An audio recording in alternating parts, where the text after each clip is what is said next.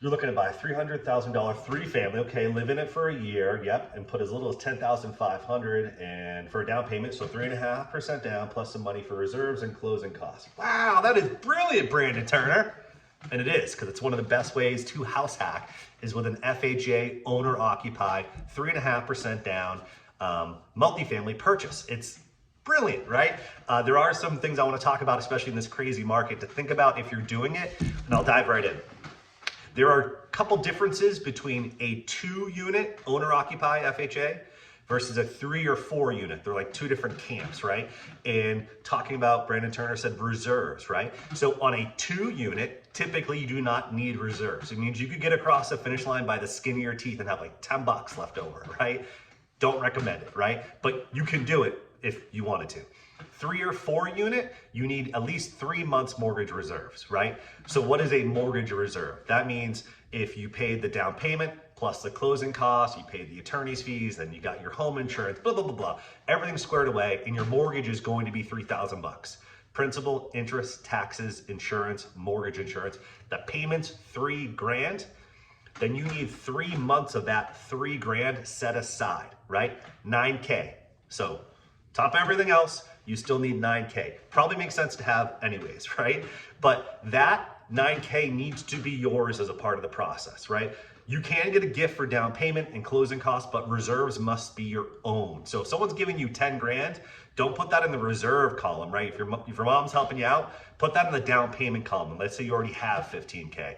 Part of that's your reserves and some of that's going to the down payment. But if you're getting a gift, put that in the down payment or the closing costs gift area. Reserves need to be your own. That's one thing. So 3 or 4 unit, need 3 months mortgage reserves. 2 unit, do not need mortgage reserves. Boom. I recommend always have mortgage reserves, or at least have like you need funds, and just good to have. Everything's expensive right now, so smart to have. If a tenant has an issue with something that comes up, you want to be Johnny on the spot and take care of it and nip it in the bud 100%. That's one difference. The other difference is the self-sufficiency test. 2 unit, no self-sufficiency test. 3 to 4 unit, yes, self-sufficiency test. I'm gonna give you guys quick math of what this is. Hopefully it's easy you won't have a popsicle headache. Self-sufficiency test. Let's pretend you're buying a 4 unit, 4 separate units. You're living in one. The self-sufficiency test doesn't take into account the unit, doesn't matter which one you're living in. They're looking at the property as a whole. Will it be self-sufficient? Heaven forbid you're not there.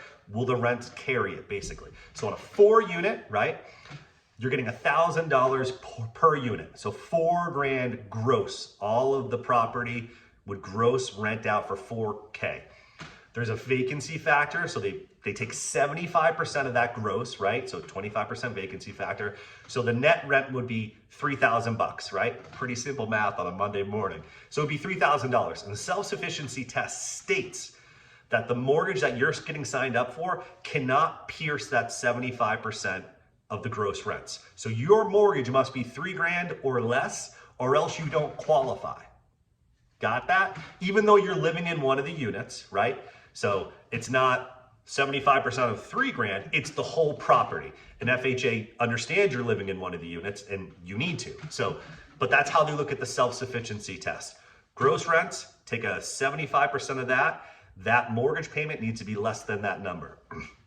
If there's tenants currently in there, they're typically going to go off of what are the leases or what they're paying now.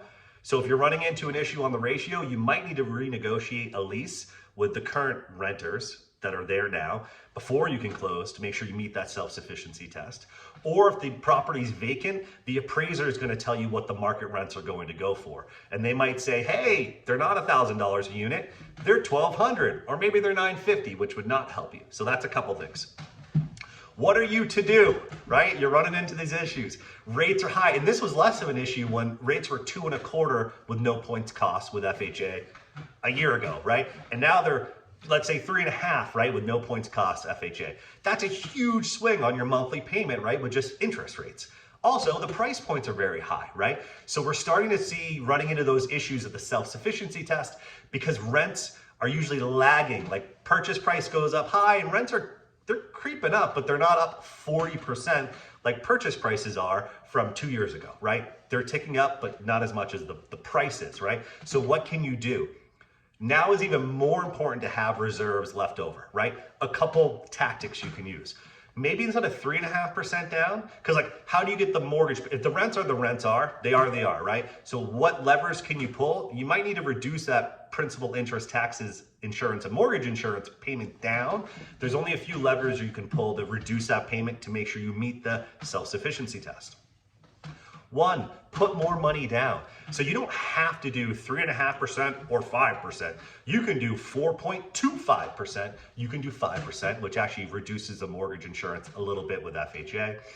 But there isn't like 3.5 or 5. It could be somewhere in between. And that might move the needle enough to meet that test, right? Your mortgage might be $3,025, right? And instead of putting 3.5% down, you need to put 3.625% down, and that moves the mortgage payment just enough to get it down, right? So paying more down payment is one.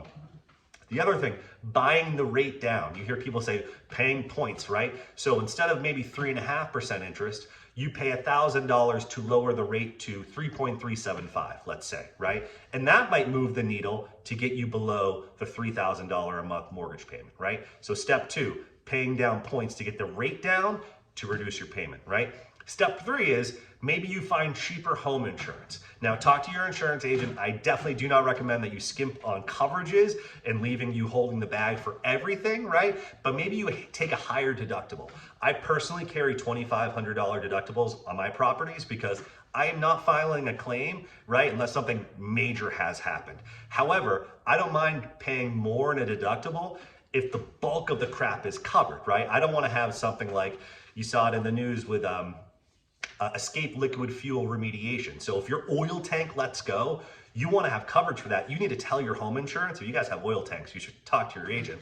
But that's the reason I want it covered, right? But I'll just take a higher deductible. So that's another lever you can pull is have good insurance, but maybe take a higher deductible. So instead of $1,200 a year for home insurance, it's $1,050. Right? Which reduces the principal, interest, taxes, insurance, and mortgage insurance. So it reduces the payment. So that's another lever you can pull to maybe pass that self-sufficiency test. Again, recap, put a little bit more money down, right? Maybe buy your interest rate down a little bit and maybe reduce your home insurance deductible just to kind of meet that standings. And maybe you lower the deductible after you close, right? Bring it back down to $1,000. But for at least for closing, getting you across the finish line, that might be a way to do it. Good luck out there. I still think it's a brilliant way to house hack, build wealth, and very minimal out of pocket to get a multifamily, start paying the loan down, treat your tenants with respect, and treat them with a great home, and the property will take care of you. Peace. Any questions, reach out.